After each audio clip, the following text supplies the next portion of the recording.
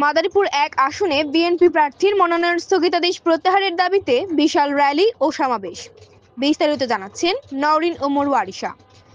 মাদারীপুর ১ শিবচর আসনের মনোনয়ন স্থগিতাদেশ প্রত্যাহারের দাবিতে জাতীয় সিপাহী বিপ্লব ও সংহতি দিবস উপলক্ষে ৭ই নভেম্বর শুক্রবার বিকেলে শিবচর পৌরসভার হাতিরবাগান মাঠে এক বিশাল সমাবেশের আয়োজন করে কামাল জামান মোল্লার সমর্থকরা। দুপুরের পর থেকে বিভিন্ন ইউনিয়ন থেকে খণ্ডে খণ্ডে মিছিল নিয়ে নেতাকর্মী ও সমর্থকরা সমাবেশ স্থলে জড়ো হতে শুরু করে। সমাবেশ স্থলে হাজার হাজার নেতাকর্মী ও সমর্থকদের উপস্থিতি ঘটে। সন্ধ্যা ৭টা পর্যন্ত সমাবেশ চলে। সমাবেশে বিএনপি নেতা কামাল জামান মোল্লা প্রধান অতিথি হিসেবে উপস্থিত ছিলেন। এ সময় উপজেলা বিএনপির আহ্বায়ক শাহাদাত হোসেন খান, যুগ্ম আহ্বায়ক শাহজাহান সাজু মোল্লা, সদস্য মাহবুব রহমান, শহীদুল ইসলাম, পৌরসভা বিএনপির সদস্য সচিব মোহাম্মদ আজমল হোসেন খান সেলিম প্রমুখ উপস্থিত ছিলেন।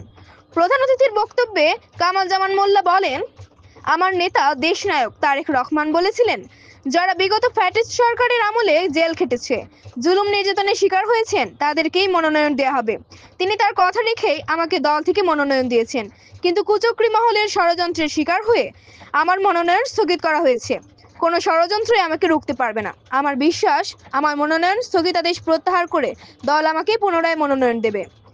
আপনারা প্রস্তুত থাকুন ধানের শীষে ভোট দিয়ে আমাকে নির্বাচিত করে আপনাদের সেবা করার সুযোগ দিতে। অপি মুন্সি, মাদারীপুর জেলা প্রতিনিধি, কালের কণ্ঠস্বর।